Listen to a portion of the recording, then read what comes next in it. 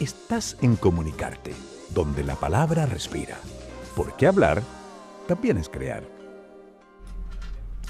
Y se viene en agosto la versión número 19 de la muestra Cine más Video Indígena. Y estamos acá en el estudio con una de sus creadoras. Desde el inicio, Alicia Herrera, destacadísima gestora cultural y que ha tenido una trayectoria muy vinculada con el cine y con la mediación de cine, está a cargo de este proyecto desde sus inicios y tenemos la tremenda alegría de tenerla acá en el estudio. Alicia, ¿cómo estás? Bien, agradecida de estar aquí en este nuevo espacio. Primera vez que estoy acá en UNIAC, así que estoy feliz de que me hayan invitado. Por supuesto, y acá vamos a estar, esperamos por muchos años, para difundir el trabajo que están haciendo gestores culturales y artistas, y en este caso también comunidades, que es una de las cosas que más me parece atractiva de la muestra Cine más Video Indígena, que mezcla mirada de realizadores y realizadoras profesionales, diríamos, ¿no? Que toman el mundo indígena como un elemento central de su narrativa, pero también de comunidades que se relatan a sí mismas. Y quería preguntarte si ese fue el origen desde el inicio, la idea de que la muestra fuera así, o eso es algo que se ha ido dando con los años. Se ha ido dando con los años porque estamos hablando del inicio del año 2005, donde habían pocas realizaciones audiovisuales que tenían que ver con los pueblos originarios de Latinoamérica. Y menos aún habían escuelas de cine o agrupaciones o las mismas comunidades que retrataran sus propias vivencias o los que ellos querían dar a conocer. Entonces ha sido un proceso largo, llevamos 19 años en este proyecto, pero maravillados porque cada año más realizadores indígenas están poniendo sus películas, están dando sus relatos, están contando sus historias, y es lo que a nosotros nos interesa también como programadores, como curadores, como creadores de esta muestra Cine más Video Indígena. ¿Y qué sientes tú que pasó en estos 19 años que ha permitido que más comunidades y más realizadores y realizadoras indígenas puedan autorrelatarse, que nos parece tan importante la autorrepresentación? Así es. Bueno, el uso de la tecnología. O sea, actualmente hay audiovisuales y audiovisualistas que están trabajando solo con un teléfono celular. O sea, de verdad, la tecnología ha ayudado muchísimo.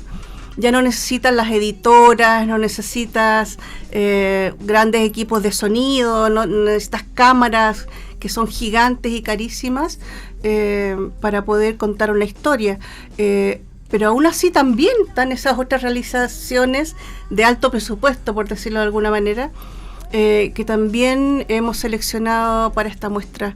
Estamos contentos también de la participación de cada vez más mujeres realizadoras que están contando las historias desde sus propias vivencias. Sí, yo creo que eso es algo que es súper interesante y quería preguntarte también, llevando 19 años y viendo tanta obra, porque ustedes hacen una selección, o sea, llegan muchísimas más de las que finalmente son parte de la muestra.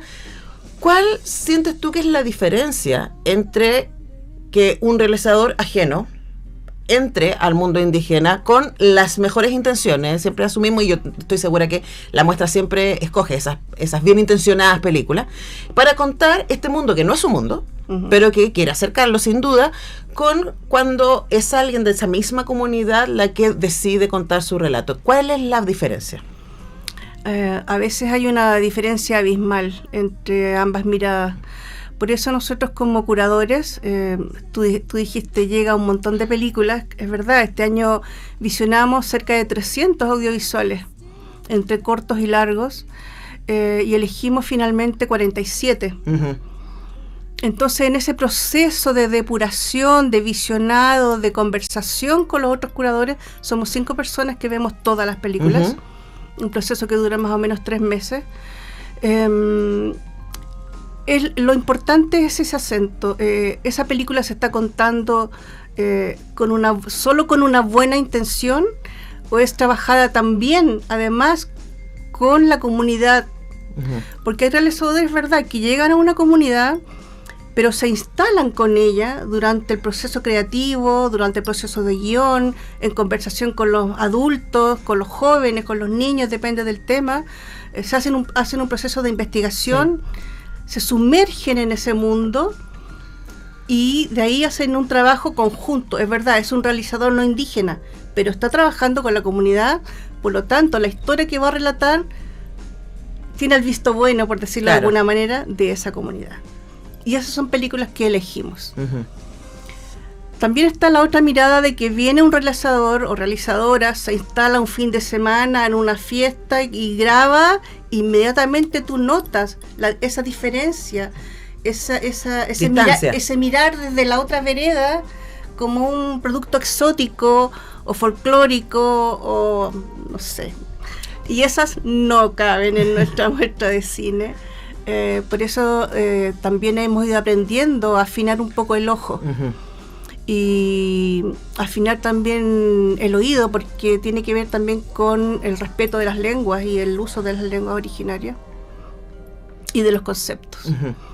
Entonces por eso nosotros hacemos ese trabajo tan delicado y bueno, afortunadamente hemos tenido una buena respuesta porque los realizadores saben que nuestra muestra respeta sus películas y lo que nosotros exhibimos tiene una curaduría realmente, no sé, honesta, interesante. Sí. Y enfocada, finalmente, porque desde el inicio ustedes lo que quisieron con esta muestra, y yo lo sé porque te vengo entrevistando literalmente 19 años. Así es. Te entrevisto todos los años por la muestra, y yo recuerdo cuando partieron, qué loco pensar, 19 años atrás, ya estamos conversando esto, tenía que ver con dar visibilidad, ¿no? Sí. A estos mundos que también, y eso yo lo agradezco a la muestra, pero también a libros como Chilco, por ejemplo, que me han ayudado también a ver, porque uno desde el Winca, ¿no? Piensa en el mundo indígena como una cosa más o menos parecida. Y cuando uno carva un poquitito, se da cuenta que hay un universo gigante. Hay mundos y mundos y mundos y mundos. Y que es muy importante la representación. Yo he guiado tesis, a propósito de lo que decía, sí, uno puede contar historias ajenas. Y la respuesta, creo yo, y desarrollamos ahí en ese trabajo, era que sí, siempre y cuando esté disponible para la escucha y reconozca que hay una distancia, ¿no? Y yo creo que eso también nos pasa como espectadores, entender que aquello que estamos viendo, vamos a verlo desde nuestra situación, desde nuestra propia experiencia, que es una experiencia otra, pero que es posible dialogar. Y ahí va mi próxima pregunta, Alicia, porque ustedes, además de la muestra que hacen en el Museo Precolombino, llevan itinerancias, ponen las películas a disposición también, no solo durante la pandemia, el resto de los años también lo han hecho. Entonces, preguntarte por ese diálogo posible que ustedes han potenciado a lo largo de estos 19 años. Hemos ido buscando algunos espacios específicos donde queríamos dar nuestras películas. Y también gracias a la tecnología hemos logrado llegar, por ejemplo, a comunidades indígenas dentro del territorio nacional y también en otros 5 países latinoamericanos. Mira, nosotros, a ver, ¿cómo te digo? Se me fue la idea que te iba a decir. Bueno, estábamos hablando de la búsqueda de diálogo, ¿no? Y de cómo esta muestra se genera a partir de buscar esa representación, acercar esa distancia.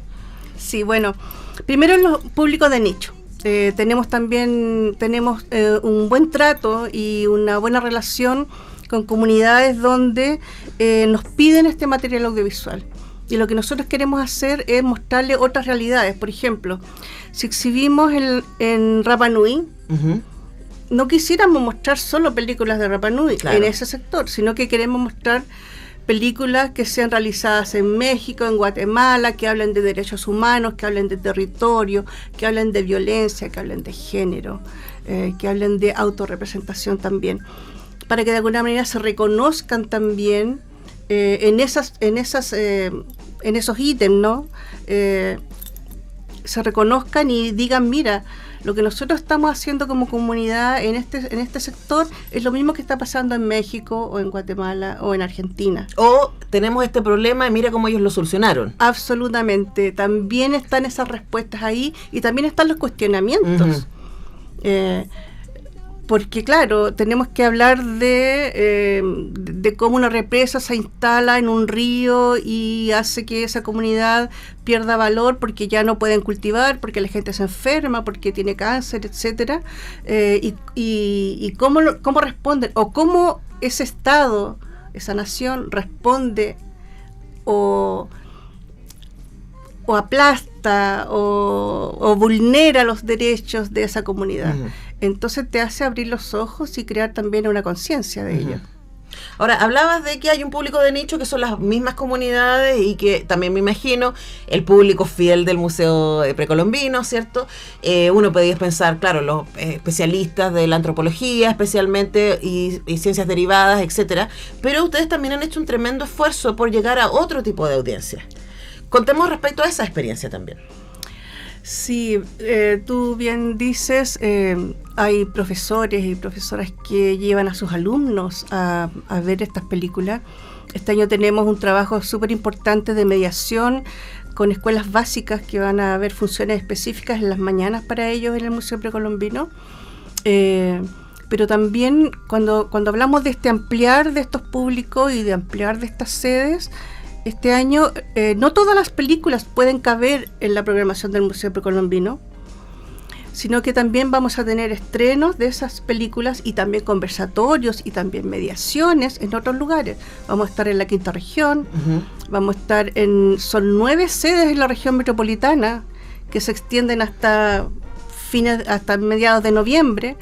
Entonces buscamos nichos, buscamos espacios y buscamos nuevos públicos también.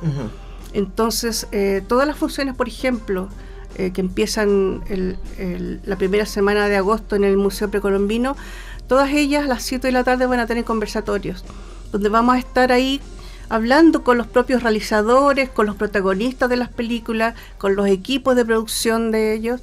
Vamos a tener antropólogos, vamos a tener historiadores, vamos a tener personas del pueblo mapuche, vamos a traer un realizador guaraní de Brasil, que también va a estar con su película ahí, un joven realizador indígena. Entonces ese tú a tú, esa conversación es lo que a nosotros nos gusta y tratamos de transmitir ese cariño y ese respeto que tenemos por los audiovisuales también en estos conversatorios que son amenos, que nos cuestionamos, que nos reímos, que el público sale realmente encantado, y es algo que nosotros hemos hecho y vamos a seguir haciendo porque nuestra labor también es educativa, es de difusión y educativa sobre el audiovisual y sobre los pueblos indígenas. Ahora, me da mucha curiosidad, Alicia, ¿qué pasa con el público escolar cuando ven estas películas? ¿Qué siente ahí que detona, ¿no? ¿Qué cosas, qué preguntas, qué sucede ahí?